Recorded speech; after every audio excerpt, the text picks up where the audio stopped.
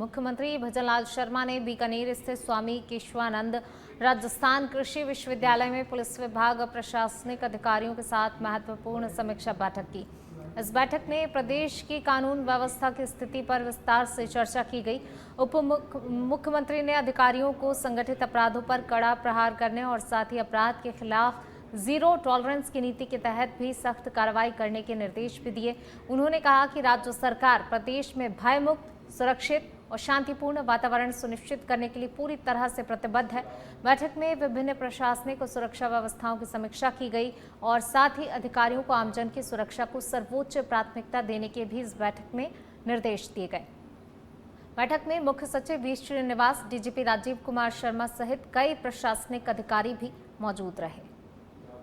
तो बीकानेर में सीएम भजनलाल शर्मा ने अहम बैठक ली। कानून व्यवस्था को लेकर अधिकारियों को सख्त दिशा निर्देश भी मुख्यमंत्री भजनलाल शर्मा ने इस बैठक में दिए। संगठित अपराधों पर सख्ती के संदेश मुख्यमंत्री ने दिए और यहां पर एक बार फिर देखिए जीरो टॉलरेंस की नीति पर जोर दिया गया है। मुख्य सचिव, डीजीपी सहित तमाम अधिकारी जो है इस बैठक में मौजूद रहे।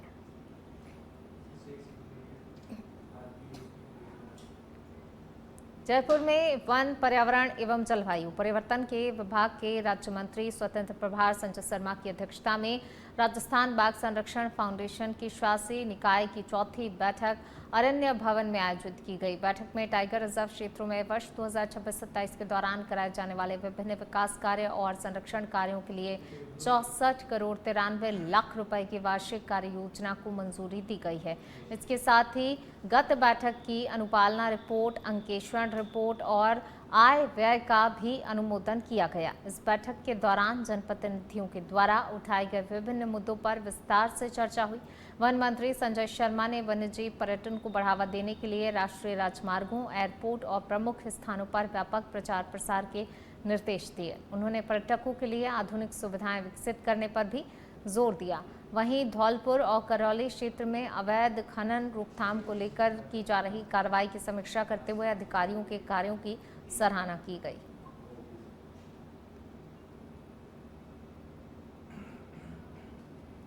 चूरू जिले के सुजानगढ़ क्षेत्र में कृषि मंत्री किरोड़ी लाल मीणा ने नकली और घटिया गुणवत्ता वाले मूंगफली बीजों के खिलाफ बड़ी कार्रवाई करते हुए गिड़ाप स्थित श्री बालाजी एग्रो इंडस्ट्री और बालाजी ट्रेडिंग कंपनी पर छापा मारा। जांच के दौरान मंत्री ने बीजों की गुणवत्ता पर सवाल उठाते हुए कहा कि साधारण मूंगफली को सर्टिफाइड बीज बताकर किसानों को महंगे दामों में बेचा जा रहा है।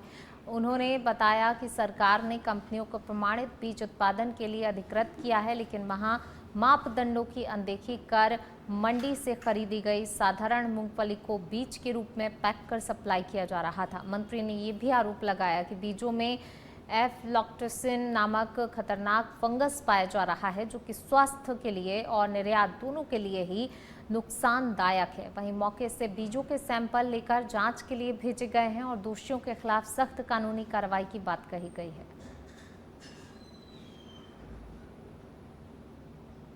सुबह हमने छापे में माल पकड़ा था गोविंदगढ़ में, जहाँ पर वो नकली था, घटिया था, बहुत ज़्यादा। तो घटिया इसलिए था कि जो सर्टिफाइड बीज इनको देती है यूनिवर्सिटी या साइंटिस्ट, वो किसान को उगाने के लिए देना चाहिए था। RG 510 मूंगफली का बीज वो किसानों को न देकर ये मंडी से मूंगफली खरीदते हैं और इनको ऐसे बीज के कट्टों में डालकर बेचते हैं महंगे दामों में। घटिया मूंगफली मार्केट से उठाते हैं, मतलब वो सीड नहीं होता। सस्ती मूंगफली उठाई और ग्रेडिंग करके पैक करके और महंगे दामों में किसानों को बेचते हैं। तो ये किसानों का दो तरह का नुकसान है। एक तो किसान की फसल कमज़ोर होती है, एक का वो माना इसमें वो एफ्लोटॉक्सिन नाम का जो वो है फंगस बहुत लगा हुआ है। धौलपुर से बड़ी खबर, मिलावटी डीजल के खिलाफ रसद विभाग की बड़ी कार्रवाई देखने को मिली है। 880 लीटर नकली डीजल जब्त किया गया है। दुकान में 5 ड्रमों में डीजल भरा मिला है। कार्रवाई के दौरान दुकान संचालक शब्बीर खान मौके से फरार हो गए हैं। बाड़ी कस्बे के गुमट एरिया स्थित करीम कॉलोनी में इस कार्रवाई को अंजाम दिया गया है। डीएसओ मनी खींची के नेतृत्व में टीम ने इस कार्रवाई को अंजाम दिया। बाड़ी कोतवाली थाना पुलिस भी मौके पर मौजूद रही। मामले की जांच जारी है।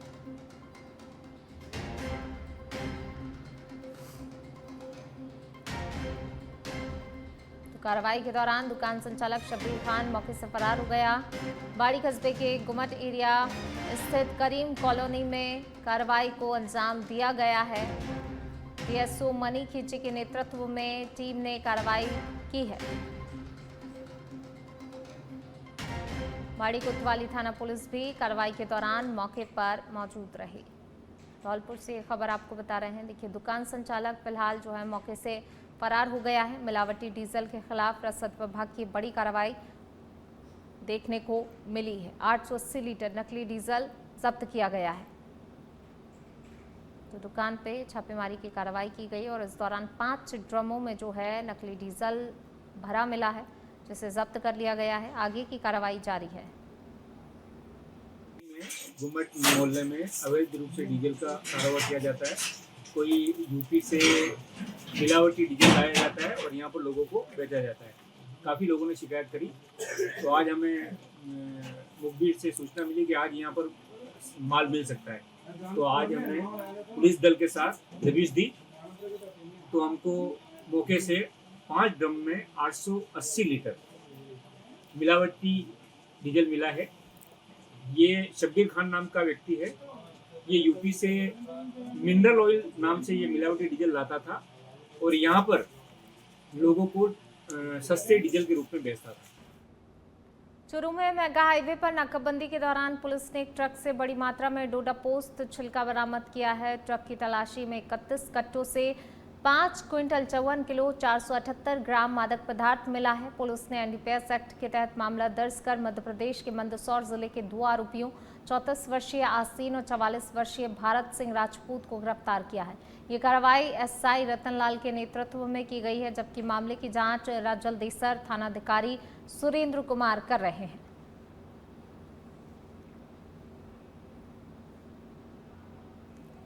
हनुमानगढ़ में अपनी विभिन्न मांगों को लेकर पीडब्ल्यूडी ठेकेदारों ने जिला कलेक्टर को ज्ञापन सौंपा है। ठेकेदारों का कहना है कि उनके कार्यों का भुगतान करीब 3 महीने की देरी से हो रहा है, जिससे आर्थिक संकट की स्थिति बन रही है। इसके साथ ही ईंट भट्टा संचालकों द्वारा ईंटों के दाम बढ़ाने और कालाबाजारी किए जाने का आरोप भी लगाया गया। ठेकेदारों ने कहा कि डीजल की बढ़ती कीमतों से निर्माण कार्य की लागत लगातार बढ़ रही है। उन्होंने जिला प्रशासन से ईंटों की कालाबाजारी पर रोक लगाने, कार्य प्रभावित होने तक राहत देने और टेंडरों की समय सीमा बढ़ाने की मांग की है। हमारी जो मुख्य मांगे हैं ईसीएस की है। ईसीएस जैसे हमारे बिल ट्रेजरी चले जाते हैं और 3-3 महीने उनकी पेमेंट नहीं होती।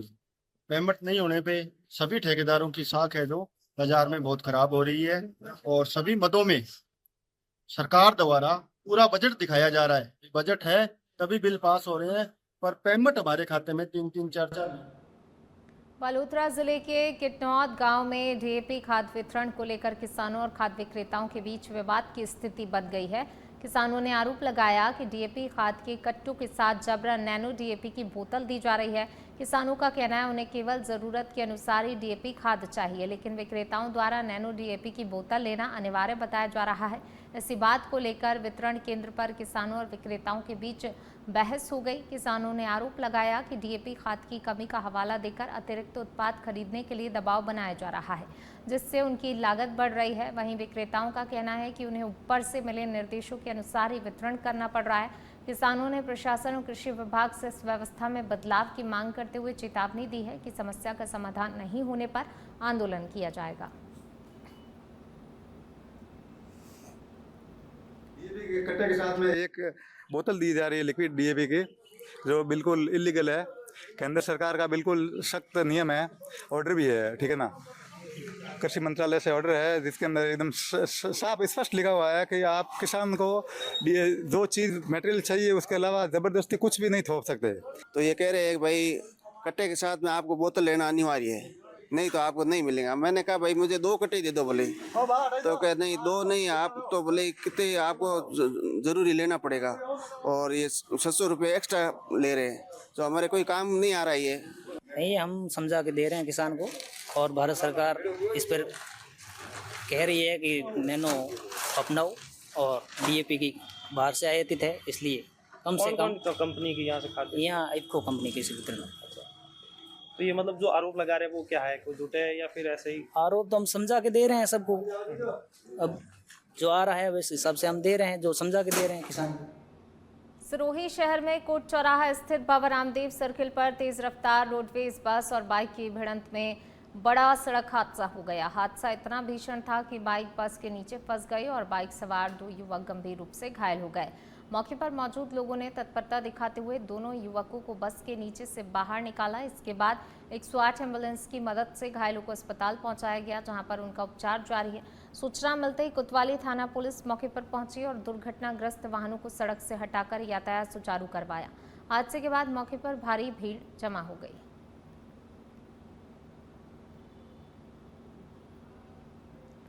झुंझुनू जिले के नवलगढ़ सहित आसपास के क्षेत्रों में भीषण गर्मी और नौतपा की तपिश के बीच मौसम ने अचानक करवट ले ली, जिससे लोगों को बड़ी राहत मिली। दिन भर तेज धूप और उमस के बाद शाम के समय आसमान में घने काले बादल छा गए और तेज हवाएं चलने लगीं। इसके बाद करीब 20 मिनट तक हुई झमाझम बारिश ने पूरे क्षेत्र का मौसम सुहावना बना दिया। बारिश के साथ चली ठंडी हवाओं से लोगों ने नौतपा की भीषण गर्मी से राहत महसूस की। पिछले कई दिनों से लगातार बढ़ते तापमान और गर्म हवाओं के कारण आमजन परेशान थे, लेकिन अचानक बदले मौसम ने राहत पहुंचाई है। बारिश के बाद तापमान में गिरावट दर्ज की गई और वातावरण में ठंडक घुल गई। मौसम विभाग की संभावनाओं के अनुरूप बदले इस मौसम ने लोगों को तपती गर्मी से कुछ समय के लिए राहत देने का भी काम किया है।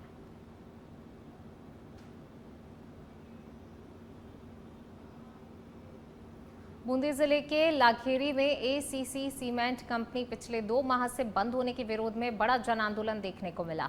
पूर्व विधायक चंद्रकांता मेघवाल के नेतृत्व में सैकड़ों मजदूरों, भाजपा कार्यकर्ताओं और आमजन ने कंपनी परिसर से उपखंड कार्यालय तक करीब 2 किलोमीटर लंबा पैदल मार्च निकाला। प्रदर्शन के दौरान लोगों ने हाथों में तख्तियां लेकर एसीसी कंपनी चालू करो, मजदूरों को रोजगार दो और लाखेरी की पहचान बचाओ जैसे नारे लगाए। प्रदर्शनकारियों का कहना है कि कंपनी में काम बंद होने से हजारों परिवारों के सामने रोजी रोटी का संकट खड़ा हो गया है और क्षेत्र की आर्थिक गतिविधियां भी प्रभावित हुई हैं। इस दौरान बड़ी संख्या में प्रशासनिक अधिकारी और पुलिस जाब्ता मौके पर मौजूद रहा। आंदोलनकारियों ने चेतावनी दी है कि यदि जल्द ही कंपनी का संचालन शुरू नहीं किया गया तो आने वाले दिनों में उग्र आंदोलन और धरना प्रदर्शन किया जाएगा।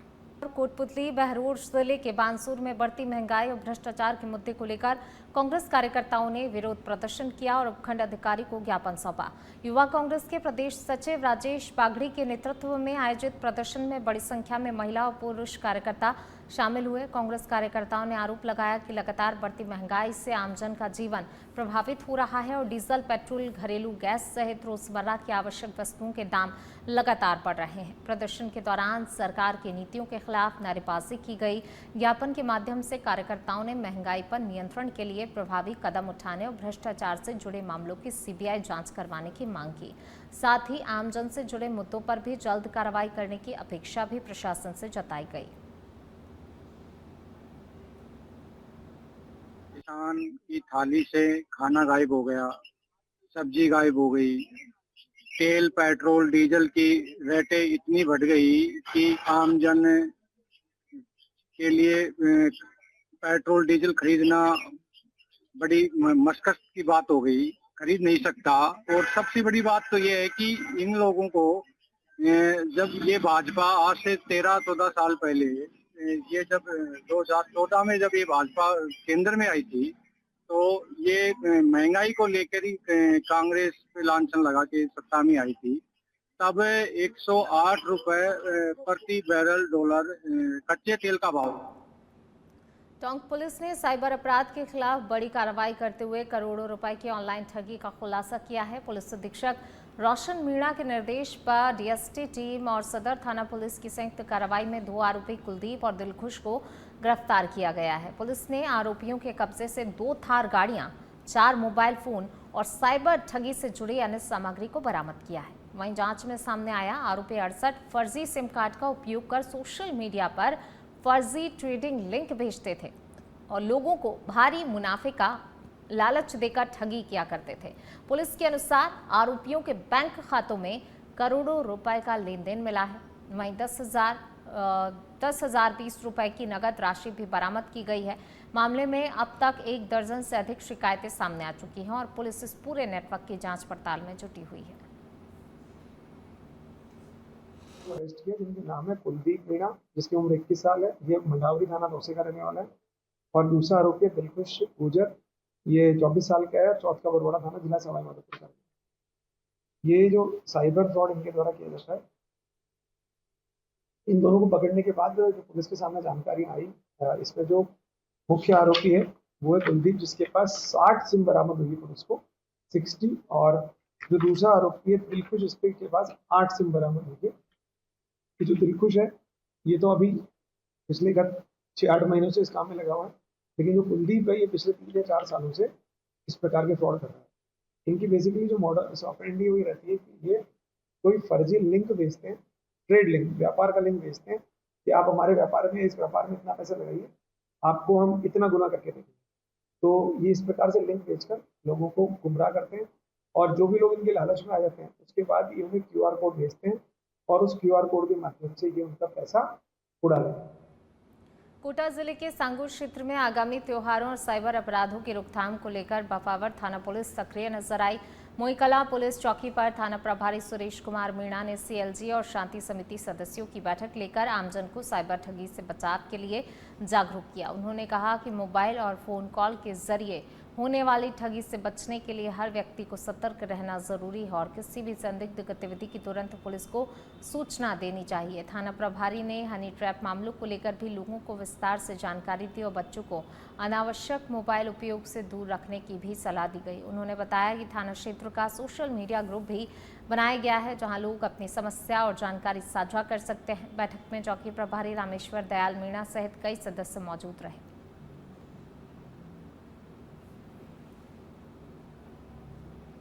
नागौर जिले के मेड़ता सिटी क्षेत्र में अवैध बजरी खनन और परिवहन के खिलाफ पुलिस ने बड़ी कार्रवाई की।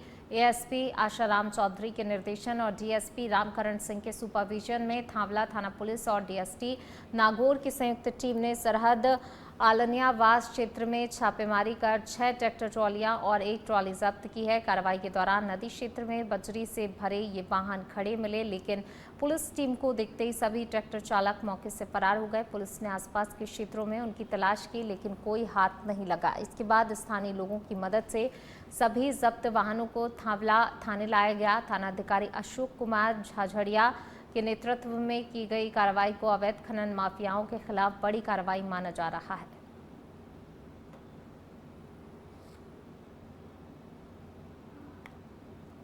डूंगरपुर जिले के वर्दा थाना क्षेत्र में एक दर्दनाक सड़क हादसे में बाइक सवार युवक की मौत हो गई। हादसा धरती माता पावर हाउस के पास हुआ, जहां पर एक तेज रफ्तार कार ने बाइक को टक्कर मार दी। पुलिस के अनुसार बरबूदनिया फला महुड़ी निवासी जयंती लाल नन्नुमा अपनी मोटरसाइकिल से अपने बहन के गांव लोलकपुर जा रहा था। इसी दौरान डूंगरपुर की ओर से आ रही कार ने उसकी बाइक को टक्कर मार दी। टक्कर इतनी जोरदार थी कि जयंती लाल सड़क पर गिर पड़ा और गंभीर चोट लगने से उसकी मौके पर ही मौत हो गई। हादसे की सूचना पर स्थानीय लोग मौके पर पहुंचे। 108 एम्बुलेंस की मदद से शव को डूंगरपुर जिला अस्पताल की मोर्चरी में रखवाया गया। पुलिस ने पोस्टमार्टम के बाद शव परिजनों को सौंप दिया है और मामला दर्ज कर हादसे की जांच शुरू कर दी गई है।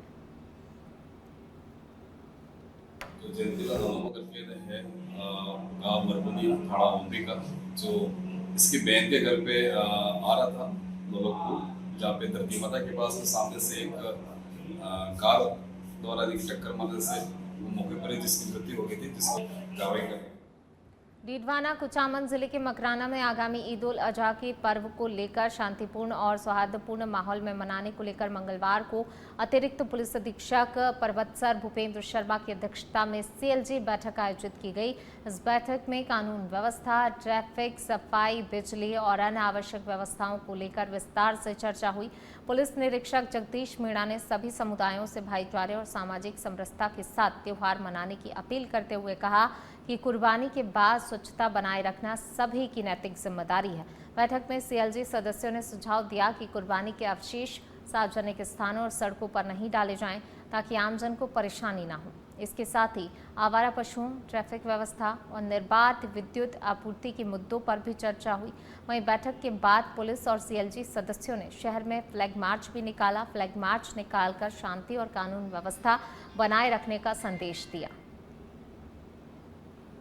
थाना में आज हमारे सीएलजी मेंबर्स की मीटिंग ली गई है, जिसमें हमारे डिप्टी एसपी साहब, थानाधिकारी जी, तहसीलदार मैडम, हम सब लोगों ने मिलकर के इनके जो भाईचारा से सद्भाव से त्यौहार मनाए, इसके लिए बातचीत की, आपस में सौहार्द बना रहे। इसी परिप्रेक्ष्य में आज हमने बात की है और अभी इसके बाद में हमारे सर्कल से भी जाते के साथ फ्लैग मार्च का आयोजन भी करेंगे। जो मिक्स पॉपुलेशन का एरिया है वहाँ पे भी हम लोग जाएंगे।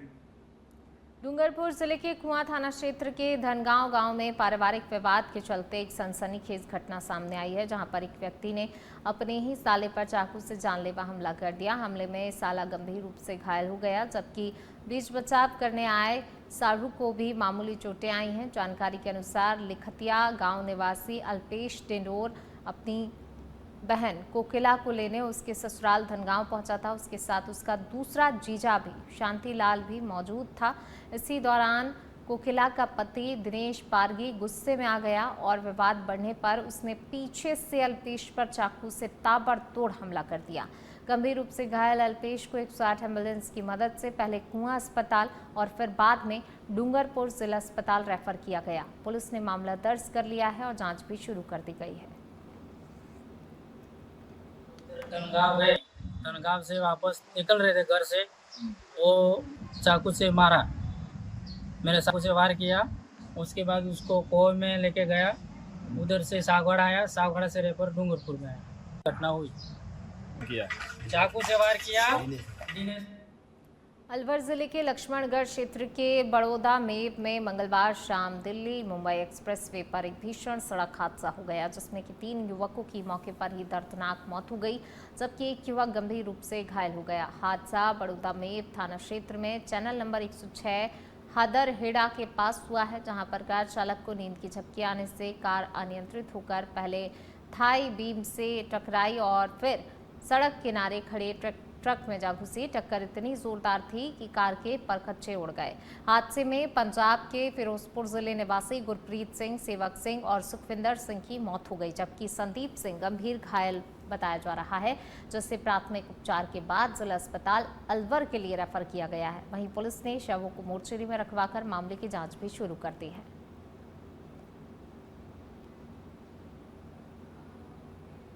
बारां जिले के अंता स्थित उप जिला चिकित्सालय का एसडीओ हवाई सिंह यादव ने आकस्मिक निरीक्षण किया। इस दौरान उन्होंने हीट वेव और मौसमी बीमारियों को देखते हुए अस्पताल में उपलब्ध मूलभूत सुविधाओं, दवाइयों के स्टॉक और उपचार व्यवस्था की समीक्षा की और आवश्यक दिशा निर्देश भी दिए। इस दौरान सामान्य वार्ड, लेबर रूम, ऑपरेशन कक्ष, जांच केंद्र और पार्किंग व्यवस्था का भी निरीक्षण किया। मौके पर मिली कमियों को तुरंत ही दूर कराया गया और साफ सफाई की नियमित मॉनिटरिंग के निर्देश दिए गए। निरीक्षण के समय चिकित्सा प्रभारी डॉक्टर हरीश मीणा, सहायक प्रशासनिक अधिकारी नरोत्तम प्रजापति सहित अन्य स्टाफ मौजूद रहा।